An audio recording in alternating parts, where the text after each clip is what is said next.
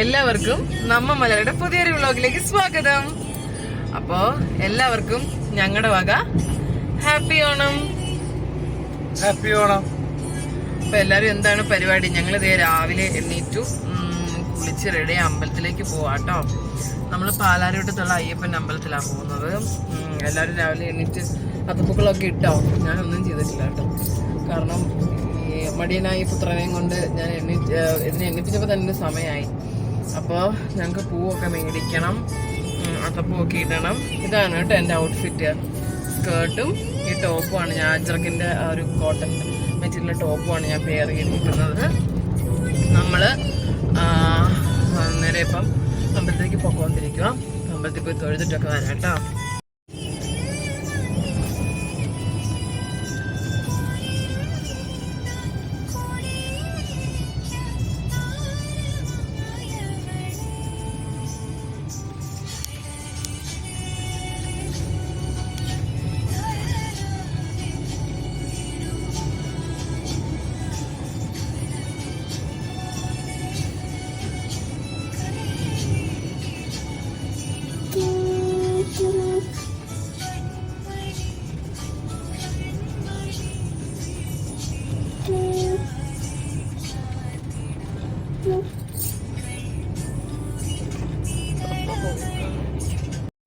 അങ്ങനെ നമ്മളിത് അയ്യപ്പൻ അമ്പലത്തിൽ അവിടെ എത്തി. നമ്മൾ മുമ്പേ പറഞ്ഞ പോലെ തന്നെ പാലാരിവട്ടത്തുള്ള അമ്പലത്തിലാണ് കേട്ടോ പോകുന്നത്. അത്യാവശ്യം നല്ല തിരക്കുണ്ടായിരുന്നു കേട്ടോ ഓണമായതുകൊണ്ട്. നമ്മളെന്താണ് പിന്നെ കയറി സമാധാനമായിട്ട് അവിടെ നിന്ന് തൊഴുതു. പിന്നെ കുറച്ച് ഫോട്ടോസും വീഡിയോസും ഒക്കെ എടുത്തു. ആ ഫോട്ടോസും വീഡിയോസും ഞാൻ ഇതിൻ്റെ കൂടെ തന്നെ ആഡ് ചെയ്യാം കേട്ടോ. അതിനുശേഷം നമ്മൾ നേരെ പോയത് ബ്രേക്ക്ഫാസ്റ്റ് കഴിക്കാനായിരുന്നു. ഞാനും ചേട്ടനും പൂരി സെറ്റാണ് കേട്ടോ പറഞ്ഞത്. കഴിഞ്ഞ വർഷത്തെ ഞങ്ങളുടെ വ്ളോഗ് കണ്ടവർക്ക് അറിയാം, ഞങ്ങൾ കഴിഞ്ഞ വർഷം ഇതേ സെയിം റെസ്റ്റോറൻറ്റിലായിരുന്നു ഫുഡ് കഴിക്കാൻ കയറി. അന്നും ഇതേ പൂരി സെറ്റ് തന്നെയാണ് നമ്മൾ കഴിച്ചത്. ഞാൻ ഈ പൂരി സെറ്റിന് വലിയൊരു ഫാനാണ് കേട്ടോ ഇവിടുത്തെ. അതിനുശേഷം ഞാൻ നമ്മൾ വീട്ടിൽ നിന്ന് നമ്മൾ ചേട്ടൻ്റെ വീട്ടിലേക്ക് ഇറങ്ങുവാണ്. അച്ഛനും അമ്മയ്ക്കും മേടിച്ച ഓണക്കൊടിയൊക്കെ ആയിട്ടാണ് അങ്ങോട്ട് പോകുന്നത് കേട്ടോ. ഇവള് മാത്രം ലീവിന് പോയില്ലായിരുന്നു, ഇവളിപ്പം നമ്മുടെ കൂടെ ഉണ്ടായിരുന്നു കേട്ടോ. അവളുടെ വീട് കോട്ടയത്താണ്. അപ്പോൾ അവൾ മാത്രം ലീവിന് പോകാനായിട്ട് പോയില്ല അവൾ. കാരണം അവൾക്ക് ഈ പോയി വരവും കാര്യങ്ങളൊക്കെ കുറച്ച് ഇതായതുകൊണ്ട് അവൾ പോകുന്നില്ല എന്ന് പറഞ്ഞു. അപ്പം നമ്മൾ വീട്ടിലേക്ക് ഇറങ്ങി. പിന്നെ വീട്ടിലേക്ക് ഇറങ്ങിയ സമയത്ത് നമ്മൾ പായസം വാങ്ങിച്ചിട്ടുണ്ടായിരുന്നു. രാവിലെ നമ്മൾ റെസ്റ്റോറൻറ്റിൽ പോയെന്ന് പറഞ്ഞില്ലേ, അവിടുന്ന് പാലടപ്രഥമൻ പായസം മേടിച്ചിട്ടുണ്ടായിരുന്നു. നല്ല ടേസ്റ്റാണ് കേട്ടോ അവിടുത്തെ പാലടയ്ക്കും അടപ്രഥമനും നല്ല ടേസ്റ്റാണ്. അതിനുശേഷം നമ്മൾ വീട്ടിൽ പോകാനായിട്ട് ഇറങ്ങി. വീട്ടിൽ സത്യം പറഞ്ഞാൽ നമ്മളുടെ പ്ലാനിങ് എങ്ങനെയായിരുന്നു എന്ന് വെച്ചാൽ 3 days അവിടെ സ്റ്റേ എടുക്കുക എന്നുള്ളതായിരുന്നു പ്ലാനിങ്. പക്ഷേ ഇതിനോടിടയ്ക്ക് നമ്മൾ വേറെ കുറച്ച് പ്ലാനിങ്ങിലേക്ക് കൺവേർട്ടായി പോയത് കൊണ്ടിട്ട് അത് ആ ഒരു വീട്ടിൽ നിൽക്കുക എന്നുള്ളത് പോസിബിൾ ആയില്ല. നമ്മൾ അതിനടുത്ത പ്ലാനിങ് നമ്മളപ്പോഴത്തേക്കും വർക്കൗട്ടാക്കി. അതുകൊണ്ട് നമ്മളിപ്പോൾ വീട്ടിൽ പോയി ലഞ്ചൊക്കെ കഴിച്ച് കുറച്ച് കഴിഞ്ഞ് നമ്മളിങ്ങോട്ട് ഇറങ്ങും. കാരണം നമുക്ക് വേറെ കുറേ ഷോപ്പിങ്ങും കാര്യങ്ങളൊക്കെ ഉണ്ട് അതിൻ്റെ കൂട്ടത്തിൽ. അങ്ങനെ നമ്മൾ നേരെ വീട്ടിലെത്തി അച്ഛയ്ക്ക് ചേട്ടൻ ഓണക്കൊടിയൊക്കെ എടുത്ത് കൊടുക്കുകയാണ്, അച്ഛയുടെ അമ്മയുടെയൊക്കെ. അച്ഛൻ്റെ ഷർട്ട് നല്ല അടിപൊളി ഷർട്ടായിരുന്നു കേട്ടോ. എല്ലാ വട്ടം ഞങ്ങൾ എടുത്ത ഡ്രസ്സിനേക്കാൾ എനിക്ക് ഒരുപാട് ഇഷ്ടപ്പെട്ടു ഈ വട്ടം എടുത്തത്.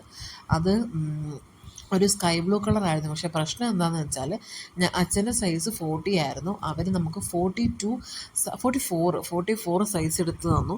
ഇനി മനഃപൂർവ്വം അങ്ങനെ തന്നെ എടുത്ത് തന്നതെന്ന് അറിയില്ല. കാരണം അവിടെ ഇത് ഭയങ്കര കുറവായിരുന്നു കേട്ടോ, സെലക്ഷൻ ഭയങ്കര കുറവായിരുന്നു. അപ്പോൾ ഞങ്ങൾ ചോദിക്കുന്നുണ്ട്, 40ക്ക് സെലക്ഷൻ ഭയങ്കര കുറവാണ്, എന്നാലും ബാക്കിയുള്ള സൈസുകൾക്ക് അത്യാവശ്യം സെലക്ഷൻസ് ഉണ്ടായിരുന്നു. അപ്പോൾ ഞങ്ങൾ ചോദിക്കുന്നുണ്ട് അവരോട്, ഇത് സൈസ് കറക്റ്റ് ആണോ, ഉണ്ടോ.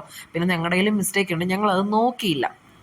കറക്റ്റ് അങ്ങനെ ആ സൈസ് തന്നെ ആണോ അല്ലെങ്കിൽ എന്ന് ഞങ്ങൾ നോക്കിയില്ല. ഞങ്ങളോട് 40 എന്ന് ഉറപ്പ് എന്ത് ചെയ്തു, ഞങ്ങൾ വിചാരിച്ചു ഓക്കെ. പക്ഷെ എന്തുകൊണ്ടാണ് പെട്ടെന്ന് സൈസ് പോലും നോക്കാതെ ഷർട്ട് എടുത്തതെന്ന് വെച്ചാൽ ഒരുപാട് ഇഷ്ടപ്പെട്ടു. അച്ഛയ്ക്ക് നന്നായിട്ട് ഷർട്ട് ചേരും, അതുകൊണ്ട് അതെടുത്തു. പിന്നെ അമ്മയ്ക്ക് എടുത്തത് നിങ്ങൾ കുറച്ച് മുന്നേ കണ്ടു കാണും, ഒരു set sari, plain set sari ആട്ടോ എടുത്തത്. അത് പിന്നെ ഊണിനുള്ള സമയം നമ്മൾ ഉള്ളിക്കറി, സാമ്പാർ, അവിയൽ, ഇഞ്ചിക്കറി, പിന്നെന്താണ് പൈനാപ്പിൾ പച്ചടി, അവിയൽ, കായപ്പേരി അതും കൂട്ടി പിന്നെ ഊണൊക്കെ കഴിഞ്ഞ് നല്ല അടിപൊളി പാലടയും പരിപ്പ് പ്രഥമനും പപ്പടവും പഴവും കൂട്ടി നല്ലൊരു പിടി. നിങ്ങൾക്ക് എത്രത്തോളം കേൾക്കാൻ പറ്റുമെന്ന് എനിക്കറിയത്തില്ല. ഞങ്ങളത് വീട്ടിൽ നിന്ന് ഫുഡൊക്കെ കഴിച്ചിട്ട് ഇറങ്ങി. ഇനിയിപ്പോൾ നമുക്ക് നമ്മുടെ ഒരു ഇക്കയും കലൂര് മണപ്പാട്ടിപ്പറമ്പിൽ താമസിക്കുന്നുണ്ട്. നമുക്ക് അങ്ങോട്ട് അവരെ ഒന്ന് കാണാൻ വേണ്ടി പോകണം. കുറച്ച് പായസമൊക്കെ കൊടുക്കാനായിട്ടാണ്.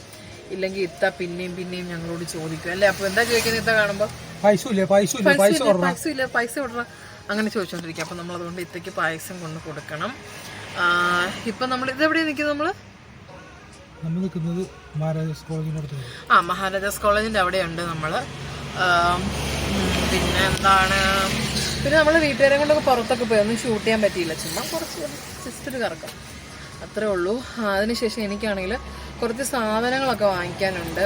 മെയിനായിട്ട് നമ്മുടെ ഈ ചെസ്റ്റ് ബാഗില്ലേ, നമുക്ക് സാധനങ്ങളെല്ലാം സ്റ്റോർ ചെയ്ത് വെക്കാൻ പറ്റുന്നത്, അങ്ങനെ ഫോണും താഴെ വിടാൻ പറ്റും. അങ്ങനെ ഒരു ബാഗ് എനിക്ക് മേടിക്കണം. എനിക്ക് കുറച്ച് ആവശ്യങ്ങളും കാര്യങ്ങളൊക്കെ ഉണ്ട് സ്റ്റോർ ചെയ്ത് വെക്കുന്നത്. പിന്നെ കുറച്ച് 2-3 സാധനങ്ങളൊക്കെ മേടിക്കാനുണ്ട് നമുക്ക്. പിന്നെ സ്റ്റുഡിയോ ഒക്കെ ഇന്ന് ഓപ്പൺ ആണ്. എനിക്ക് കുറച്ച് ഡ്രസ്സും കാര്യങ്ങളൊക്കെ നോക്കണം. അവിടെ പുതിയ കളക്ഷൻ വന്നിട്ടുണ്ടെന്ന് പറഞ്ഞാൽ അങ്ങനെ അവിടെ ഒന്ന് പോകണം. പ്രത്യേകിച്ച് വേറെ പണിയൊന്നുമില്ല എന്നാണ് വിശ്വാസം. നോക്കാം. നല്ലോണം വയറ് നിറഞ്ഞു ഗൈസ്. കുറച്ച് ചോറും കഴിച്ചു, പായസം കുടിച്ചപ്പോൾ തന്നെ ഞാൻ സെറ്റായി.